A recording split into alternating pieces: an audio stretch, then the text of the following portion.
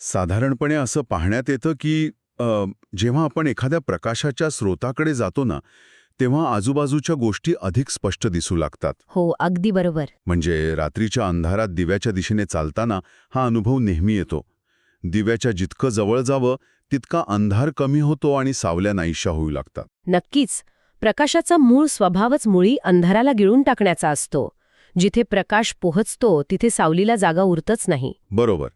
पण मग अध्यात्माच्या आणि तत्वज्ञानाच्या जगात हा नियम अचानक उलटा का फिरतो? हा खूपच महत्वाचा प्रश्न आहे. कारण एखाद्या महान किंवा ज्ञानी गुरूच्या जितकं जवळ जावं तितकं त्यांच्या शिष्यांचा अहंकार म्हणजेच त्यांची सावली कमी होण्याऐवजी अधिक मोठी का होते? आणि अधिक गडद आणि भयंकर सुद्धा होत जाते. हो ना. आजच्या आपल्या या सखोल चर्चेचा मूळ गाभा हाच आहे. The sun and the shadow या अत्यंत अभ्यासपूर्ण लेखाच्या आधारे आज आपण या मानसिक विरोधाभासाचा वेध घेणार आहोत. आणि ही चर्चा करताना आपण एक गोष्ट नक्कीच स्पष्ट केली पाहिजे. कोणती? म्हणजे हा मानवी मानसिकतेचा एक अत्यंत गुंतागुंतीचा आणि काहीसा अंधारलेला कोपरा आहे. इथे कोणालाही दोष देण्याचा किंवा एकांगी विचार करण्याचा प्रश्न येत नाही. अगदी बरोबर. ही समस्या अतिशय गंभीरपणे पण त्याचवेळी सहानुभूतीपूर्वक समजून घेण्याची गरज आहे. होय, कारण अध्यात्माच्या मार्गावर चालताना कोणीही स्वतःहून अहंकारी होण्याचं ध्येय ठेवून येत नाही.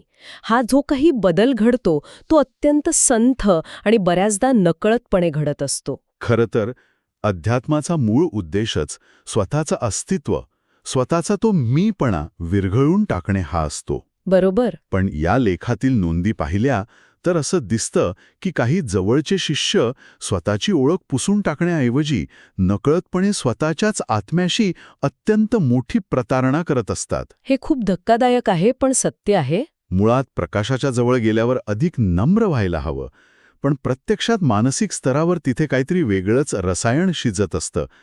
असं का घडतं? कसं आहे ना, इथे मानसशास्त्राची एक अत्यंत सूक्ष्म प्रक्रिया काम करत असते. मानवी मन हे नैसर्गिकरित्या सुरक्षितता आणि आदर शोधत असतं. हां. जेव्हा एखादी व्यक्ती अत्यंत प्रसिद्ध, ज्ञानी किंवा उच्च दर्जाच्या, ज्याला आपण हाय स्टेटस म्हणतो, अशा गुरूच्या संपर्कात येते, तेव्हा आयडेंटिटी फ्युजन नावाची एक प्रक्रिया घडायला सुरुवात होते. आयडेंटिटी फ्युजन म्हणजे ओळखीचे एकत्रीकरण. अगदी तेच. म्हणजे स्वतःची स्वतंत्र ओळख पुसून टाकण्याऐवजी ती ओळख एका मोठ्या अधिक सुरक्षित अस्तित्वाशी जोडली जाते असा याचा अर्थ होतो का? नेमकं तेच. या प्रक्रियेत शिष्य स्वतःला केवळ ज्ञान ग्रहण करणारा एक विद्यार्थी मानत नाही. मानवी मेंदू जवळीक आणि मालकी हक यांची गल्लत करू लागतो. अरे बापरे, म्हणजे मालकी हक्क. हो, शिष्याला नकळतपणे असं वाटू लागतं की गुरूची महानता, त्यांची कीर्ती आणि त्यांचे ज्ञान ही आपलीच वैयक्तिक मालमत्ता आहे. क्या बात आहे. मानसशास्त्रामध्ये याला विस्तारित अस्तित्व किंवा द एक्सटेंडेड सेल्फ असं म्हणतात. यातून एक अतिशय लक्षवेधी बाब समोर येते. कोणती बाब? ती म्हणजे जेव्हा जगाकडून गुरूचं कौतुक होते तेव्हा शिष्याला वाटते की आपलेच कौतुक होत आहे. तो आनंदाने फुगतो. आणि साहजिकच जेव्हा गुरुवर बाहेरून कोणी टीका करतं तेव्हा तो शिष्य अत्यंत आक्रमक होतो आणि संतापतो. बरोबर. आणि वरवर पाहता तो गुरूंचा बचाव करत असल्यासारखं वाटतं. पण प्रत्यक्षात तसं नसतं. नाही, यामागचं मानसिक सत्य वेगळंच आहे. तो गुरूंचं रक्षण करत नसतो, तर तो स्वतःच्या अहंकाराच्या स्रोताचे रक्षण करत असतो. बापरे, हे खूपच खोल आहे. हो ना. गुरूवर झालेला हल्ला त्याला स्वतःच्या अस्तित्वावर, स्वतःच्या ओळखीवर झालेला हल्ला वाटतो. कारण त्याने स्वतःचा इगो गुरूंच्या प्रतिमेशी पूर्णपणे जोडून घेतलेला असतो. हे ऐकायला थोडं एखाद्या मोठ्या सेलिब्रिटीच्या छत्रीखाली उभे राहण्यासारखं आहे. अगदी योग्य रूपक दिलेत तुम्ही. जाणवतो. सतत एखाद्या पवित्र, निर्मळ, विचार असणाऱ्या व्यक्तीच्या संपर्कात राहिल्यानं, त्यांचे विचार ऐकल्यानं त्यांच्यातील थोडे तरी चांगले गुण शिष्यामध्ये नैसर्गिकरित्या झिरपायला नकोत का? हा प्रश्न खूप रास्त आहे. म्हणजे मेंदूला हा सोपा मार्ग का दिसत नाही? बघायला गेलं तर तिथेच खरी गोम आहे. माणसाला नेहमी शॉर्टकट हवे असतात. आणि येथेच पवित्रतेची चोरी म्हणजे स्टीलिंग होलीनेस ही संकल्पना जन्माला येते. पवित्रतेची चोरी. हो, स्वतःच्या आत डोकावून पाहणे, स्वतःचे दोष शोधून ते सुधारणे हा अत्यंत वेदनादायी आणि कठीण प्रवास असतो. नक्कीच. तो कुणालाच नको असतो. मग त्याऐवजी शिष्य काय करतो? तो गुरूंची खाजगी कामे करू लागतो, त्यांच्या वैयक्तिक आयुष्याचा भाग बनतो आणि या शारीरिक जवळीकीला तो आपला असाधारण अधिकार किंवा एखादी जादुई ताकद मानू लागतो. म्हणजे गुरूंचे कपडे धुतल्याने, त्यांच्यासाठी जेवण बनवल्याने तो स्वतः आपोआप पवित्र झाला आहे असा तो विचार करतो. अगदी तसंच. किंवा त्यांच्या गाडीचा दरवाजा उघडल्याने आपण महान झालोय असं त्याला वाटतं. म्हणजे शारीरिक जवळीक हीच आंतरिक आणि मानसिक प्रगती मांडण्याची ही एक भयंकर चूक आहे. होय. स्वतःचा अंधार दूर करण्याचे कष्ट घेण्याऐवजी हा एक प्रकारचा आध्यात्मिक आळस म्हणता येईल. नक्कीच. तो फक्त प्रतिबिंबित तेजात न्हाऊन निघतो, म्हणजेच बास्किंग इन रिफ्लेक्टेड ग्लोरी. बरोबर. स्वतःचा प्रकाश निर्माण करण्यासाठी जो संघर्ष करावा लागतो तो टाळून दुसऱ्याच्या प्रकाशावर स्वतःचा अहंकार पोसणे हा मानवी मनाचा एक अत्यंत कमकुवत दुवा आहे. पण मग मला सांगा, शिष्याच्या मनातील हा खोटा अहंकार बाह्य जगात कसा प्रकट होतो? कारण जोपर्यंत हा अहंकार आतल्या आत आहे तोपर्यंत ठीक आहे. पण तो आत राहत नाही ना. तेच. जेव्हा तो इतर लोकांशी, विशेषतः इतर सामान्य साधकांशी वागतो, तेव्हा या मानसिकतेचे परिणाम काय होतात? घातक असते. Gatekeeper syndrome. हो. जगप्रसिद्ध किंवा अत्यंत आदरास पात्र असलेल्या गुरूंच्या आजूबाजूला असणारे जे शिष्य असतात ते स्वतःला गुरूंपर्यंत पोहोचण्याचे मार्गदर्शक किंवा चावी समजू लागतात. हे तर अधिकच विडंबनात्मक आहे. कारण आध्यात्मिक मार्गावर सर्व मोह, माया, पदव्या आणि विशेष अधिकारांचा त्याग करायचा असतो. हो, मूळ शिकवण तर तीच असते. आणि तिथेच हे शिष्य इनर सर्कल किंवा आतील वर्तुळ नावाची एक नवी वर्गवारी तयार करतात. इथेच हा विषय खऱ्या अर्थाने रंजक होतो. अगदी. आणि ही वर्गवारी अतिशय कठोर असते. ते उच्च नीचतेची एक नवी शिडीच तयार करतात. जो गुरूंच्या सर्वात जवळ तो सर्वात श्रेष्ठ आणि जो दूर तो कनिष्ठ. म्हणजे खऱ्या अध्यात्मात मुळात कोणतीही वर्गवारी, कोणताही भेदभाव नसावा, पण हे शिष्य ती कृत्रिमरित्या निर्माण करतात. कारण त्याशिवाय त्यांच्या जवळीकीला काहीच किंमत उरत नाही ना. जर प्रत्येकजण गुरूपर्यंत सहज पोहोचू शकला तर या जवळच्या शिष्यांचं महत्त्व काय उरणार? बरोबर. त्यामुळेच तेही दरी निर्माण करतात. ही एक प्रकारची पोकळीतील वर्गवारी असते. हे अगदी एखाद्या VIP क्लबच्या बाउन्सर सारखं आहे. हो, अगदी चपखल उदाहरण आहे. तो बाउन्सर स्वतः सेलिब्रिटी नसतो, पण कोणाला आत सोडायचं आणि कोणाला बाहेर हकलायचं हे तो ठरवतो. आणि त्या नाकारण्याच्या ताकदीतच त्याचा इगो दडलेला असतो. नक्कीच. म्हणजे या शिष्यांचा अहंकार हा खऱ्या ज्ञानाच्या प्राप्तीतून वाढत नाही, तर कोणाला गुरूपर्यंत जाऊ द्यायचे आणि कोणाला थांबवायचे या नियंत्रणाच्या अधिकारातून वाढतो. अनुमती देणे आणि नाकारणे यात त्यांना एक प्रकारची सत्ता मिळते. अगदी तंतोतंत. हीच ती गोष्ट आहे जी एका शुद्ध आध्यात्मिक मार्गावर राक्षसी प्रवृत्तीला जन्म देते. ज्ञानाचा खरा हेतू लोकांना मुक्त करणे हा असतो. हो, त्यांच्या शंकांचं निरसन करणे असतो. पण हे रक्षक इतरांना अडवून स्वतःचा अहंकार जोपासतात. त्यांना खऱ्या अर्थाने असं वाटू लागतं की त्यांच्या अनुमतीशिवाय, त्यांच्या कृपेशिवाय कोणीही सत्यापर्यंत पोचू शकत नाही. अरे बापरे.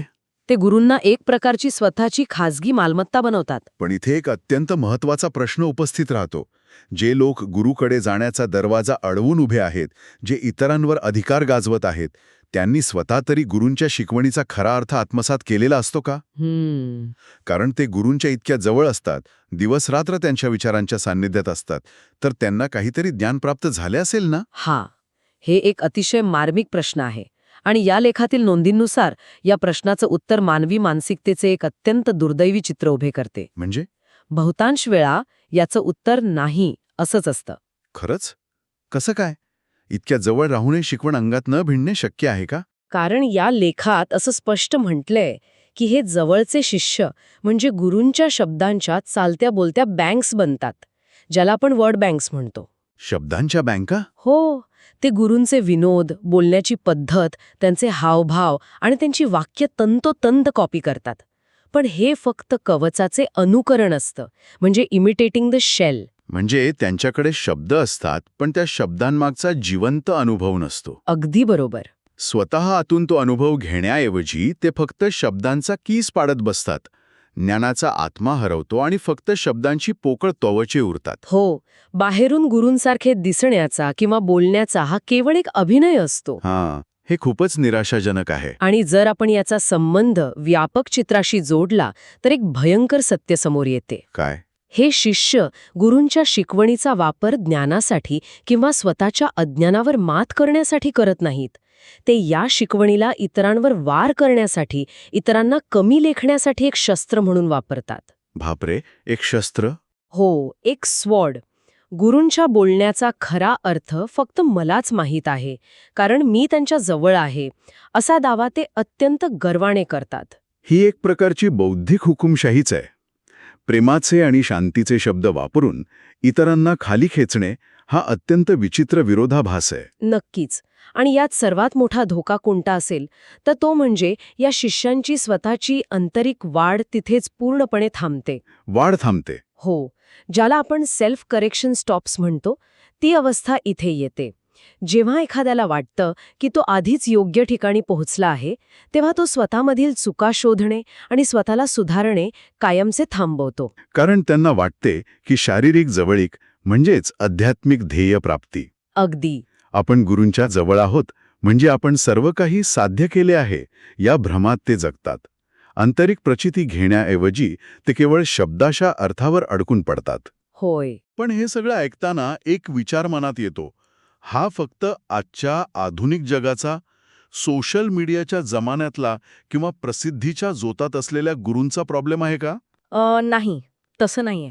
की मानवी मनाचा हा अंधार प्राचीन काळापासून चालत आलेला आहे? भारताच्या संदर्भात बोलायचं झालं तर हा प्रश्न अत्यंत जुना आणि खोलवर रुजलेला आहे. म्हणजे प्राचीन काळातही हे होतं? हो, भारतीय संस्कृतीत गुरुभक्तीची संकल्पना अत्यंत पवित्र मानली जाते. पण मानवी मनाची ही कमकुवत बाजू आपल्या प्राचीन विद्वानांना आणि विचारवंतांना आधीच माहीत होती. खरंच? होय, त्यांनी या धोक्याची जाणीव अनेक ग्रंथांमधून करून दिली आहे. म्हणजे प्राचीन काळातही या रक्षकांच्या आजाराची आणि जवळिकीमुळे निर्माण होणाऱ्या अहंकाराची कल्पना होती? तर नक्कीच होती. आणि त्यासाठी त्यांनी आदर्श काय असावा याचे उत्तम दाखलेही दिले आहेत. उदाहरणार्थ, हनुमानाचे रूपक पहा. भारतीय परंपरेत हनुमान हा सर्वात महान शिष्यांपैकी एक मानला जातो.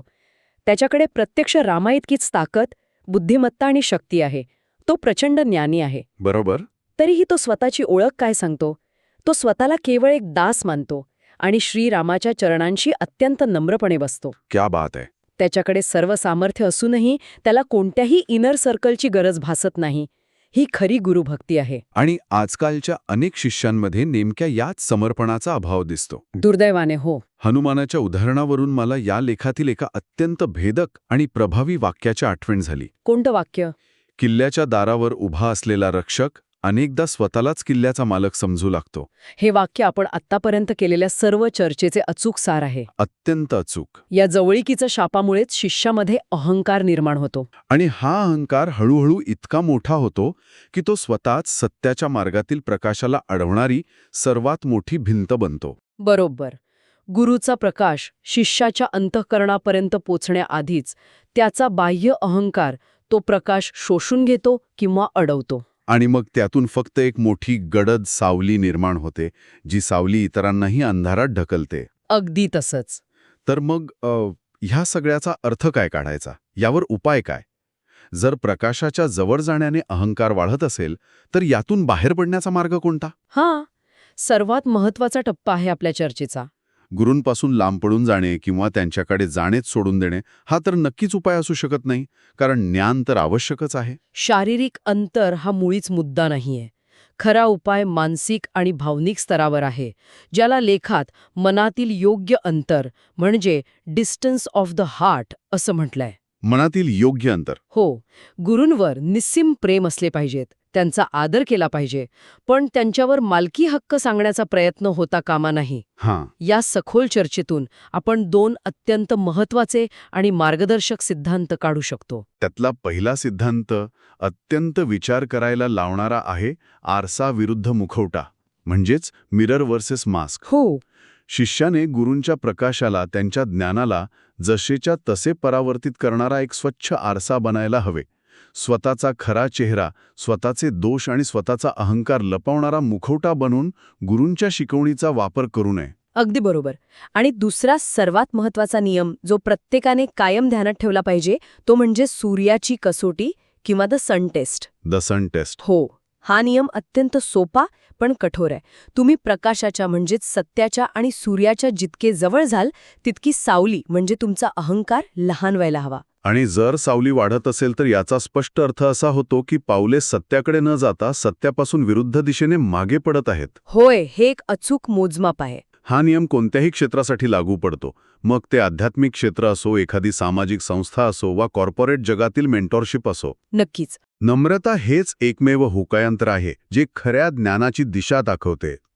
अहंकार वाढतोय की कमी होतोय हे सतत तपासत राहणे नितांत गरजेचे आहे. यावरून एक अत्यंत महत्वाचा आणि अस्वस्थ करणारा प्रश्न निर्माण होतो. कोणता प्रश्न? या लेखात आपण पाहिले की शिष्यांचा अहंकार हा गुरूंच्या महानतेचे रक्षण करण्याच्या बहाण्याने स्वतःचे अस्तित्व टिकवण्यासाठी कसा वाढतो. बरोबर. पण विचार करा, जर एखाद्या महान गुरूची संपूर्ण संस्थाच या रक्षकांच्या किंवा गेटकीपर्सच्या अहंकारावर अवलंबून असेल, तर अशी वेळ येऊ शकते का जिथे स्वतः गुरूच या वर्गवारीचे आणि संरचनेचे कैदी बनतात? अरे बापरे. तीच रचना जी नष्ट करण्यासाठी त्यांनी मुळात शिकवण दिली होती त्याच रचनेत ते स्वतः अडकतात का? हा खरंच खूप खोल आणि प्रक्षोभक विचार आहे. ज्ञानाच्या शोधात असणाऱ्या प्रत्येकाने या एका प्रश्नाचा अत्यंत गांभीर्याने विचार करायला हवा.